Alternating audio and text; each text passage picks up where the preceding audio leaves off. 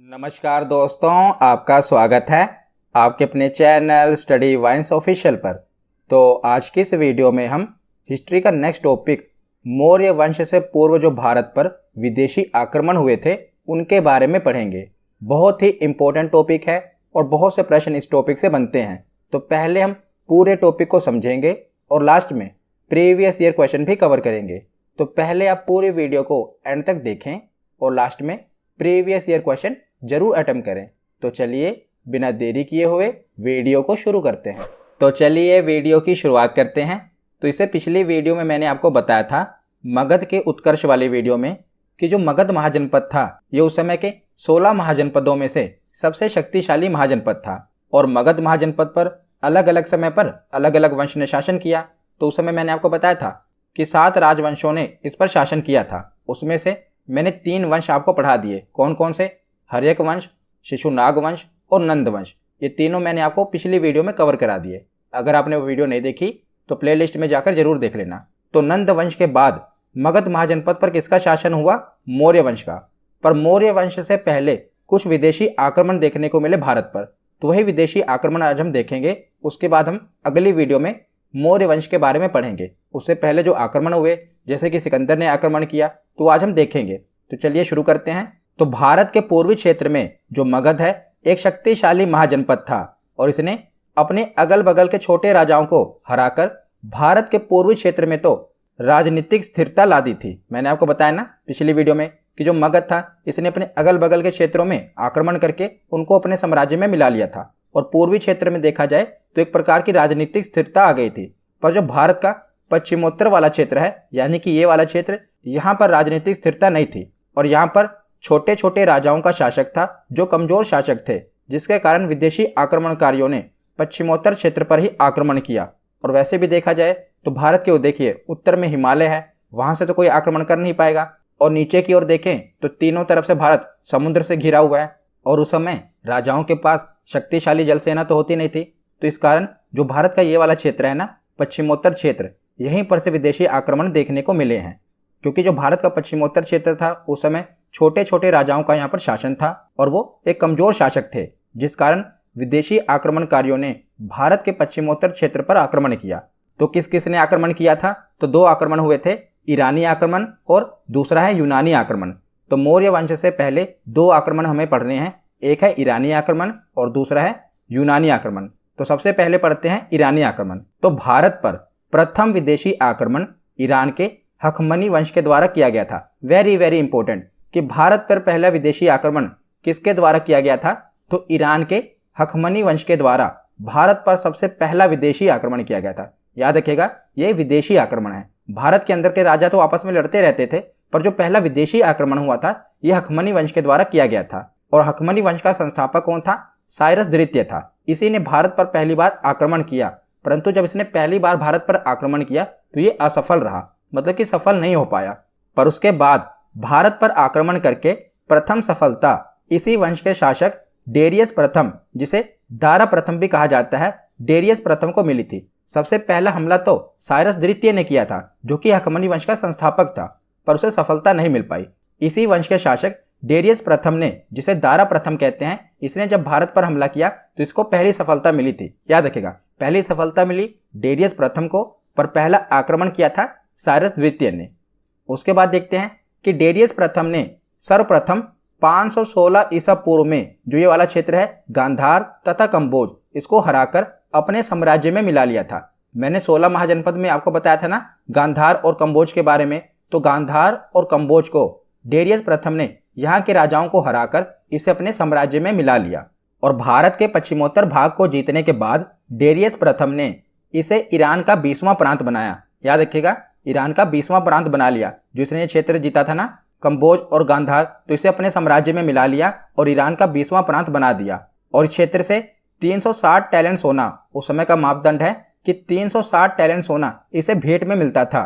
तो ये कितना होता था आप ऐसे समझिए, उस समय ईरान को फारस कहते थे। तो फारस के सभी एशियाई प्रांतों से मिलने वाले कुल राजस्व का ये 1/3 था। केवल गांधार और कंबोज से उसे इतना सोना मिल जाता था जितने कि पूरे एशियाई प्रांतों पर उसका साम्राज्य था ना, उसके कुल राजस्व का 1/3 तो उसे गांधार और कंबोज से मिल जाता था। तो उसके बाद आगे देखते हैं तो इस वंश के अंतिम शासक हुए डेरियस तृतीय। इसको सिकंदर ने आगे आकर पराजित कर दिया और हकमनी वंश का भारत से अंत कर दिया।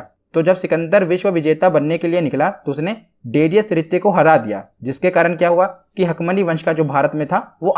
तो ईरानी आक्रमण का भारत पर उस समय क्या प्रभाव पड़ा?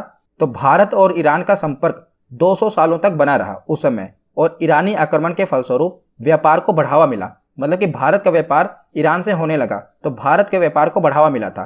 तो ये था ईरानी आक्रमण का प्रभाव। तो यहाँ पर हमने ईरानी आक्रमण के बारे में पढ़ा। अब हम यूनानी आक्रमण के बारे में पढ़ते हैं। तो अब हम यूनानी आक्रमण के बारे में पढ़ते हैं, यानी कि सिकंदर के आक्रमण के बारे में पढ़ते हैं। तो सिकंदर यूनान के राजा फिलिप का पुत्र था। याद रखिएगा, सिकंदर के पिता का नाम क्या था? फिलिप।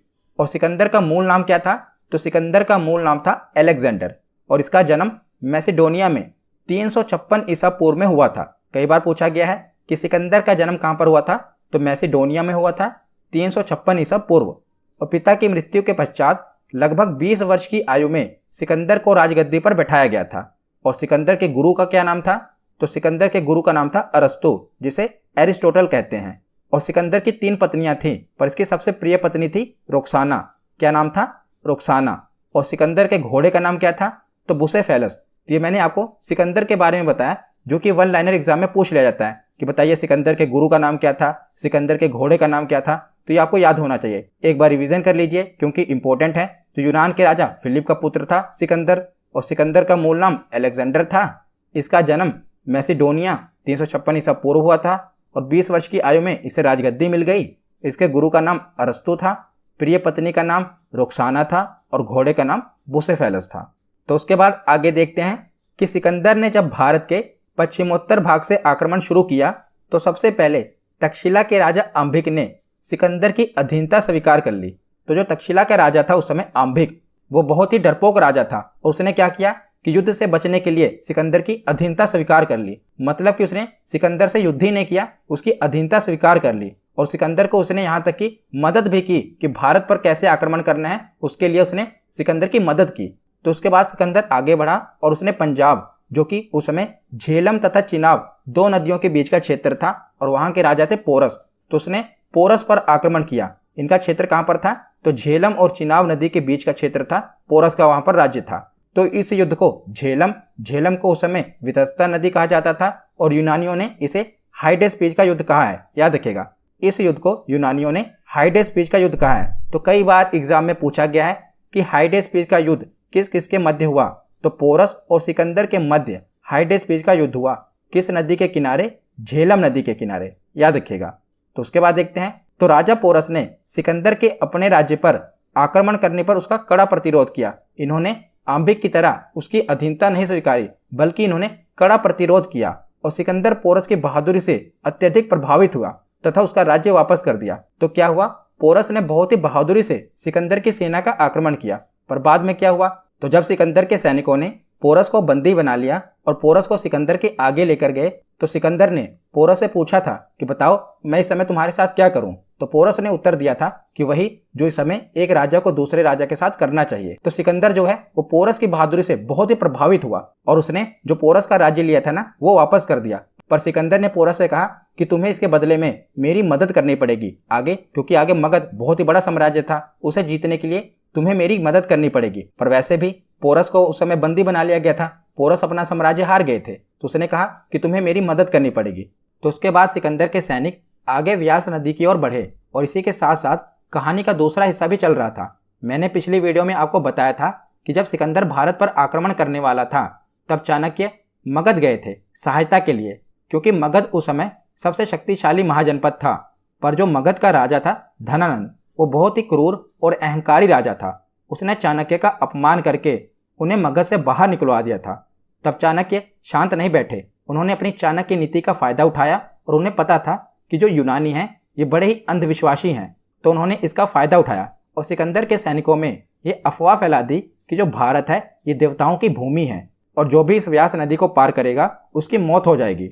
और चाणक्य रसायन विद्या में भी निपुण थे, तो उन्होंने क्या किया कि सैनिकों के भोजन में धीमा जहर मिलवा दिया, जिससे क्या हुआ कि जो सिकंदर के सैनिक थे धीरे धीरे करके कुछ दिन बाद, कोई 1 दिन बाद मर रहा है, कोई 2 दिन बाद मर रहा है, क्योंकि उन्होंने भोजन में धीमा जहर मिलवा दिया था। तो सिकंदर की सेना की धीरे धीरे मौत होने लगी और इसी के साथ साथ उन्होंने सिकंदर की सेना में एक मनोवैज्ञानिक दबाव भी डाला कि जो मगध है उसके पास बहुत ही शक्तिशाली सेना है और हजारों की संख्या में हाथी हैं जिनका सामना कोई नहीं कर सकता। और परिणाम स्वरूप क्या हुआ कि सिकंदर के सैनिकों ने व्यास नदी को पार करने से ही मना कर दिया और सिकंदर ने खूब अपने सैनिकों को समझाया कि ऐसा कुछ नहीं है, पर उसके सैनिक नहीं माने और उन्होंने व्यास नदी को पार करने से मना कर दिया। सिकंदर ने अपनी सेना को नदी पार करने के लिए बहुत प्रेरित किया, पर उसकी सेना ने नदी पार करने से मना कर दिया और अंततः क्या हुआ कि सिकंदर को वापस लौटना पड़ा। तो जो सिकंदर का थल सेनापति था इसका नाम था सेलुकस निकेटर। नाम आप याद रखिएगा, कई बार एग्जाम में पूछा गया है कि सिकंदर के थल सेनापति का नाम क्या था, सेलुकस निकेटर, तथा इसके जल सेनापति का नाम क्या था, नियार्कस। इसके दो सेनापति थे, थल सेनापति का नाम था सेलुकस निकेटर और जल सेनापति का नाम था नियार्कस।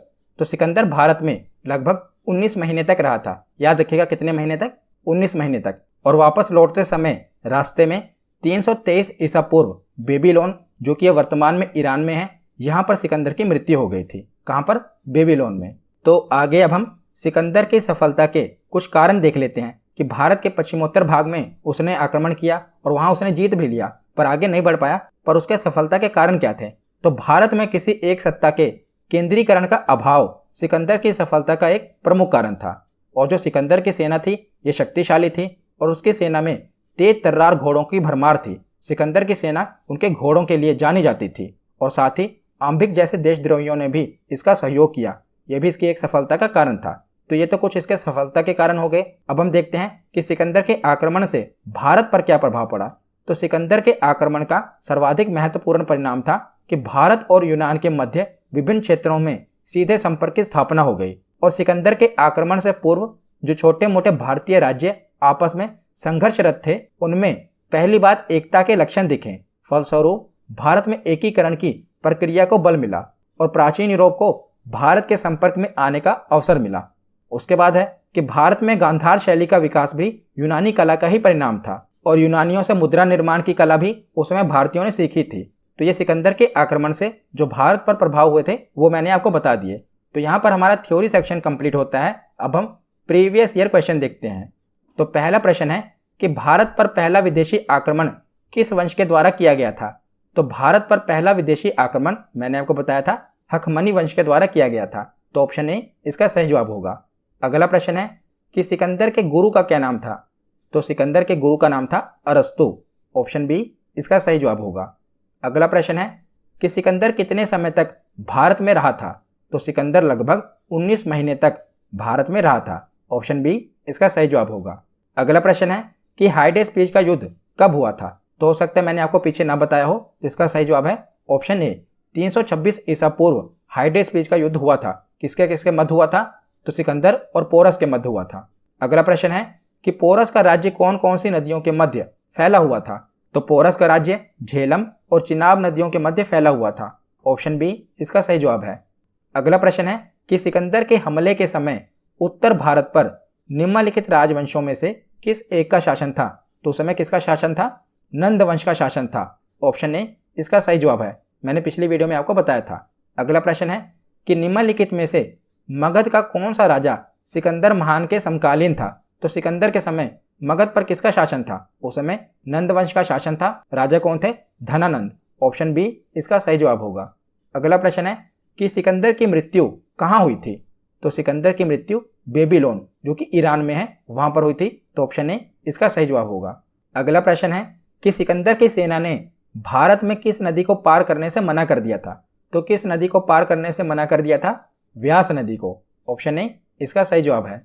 अगला प्रश्न है कि तक्षशिला के किस शासक ने सिकंदर की अधीनता स्वीकार कर ली थी। तो सबसे पहले किस शासक ने अधीनता स्वीकार कर ली थी, तो इसका सही जवाब है ऑप्शन सी, आम्भिक ने।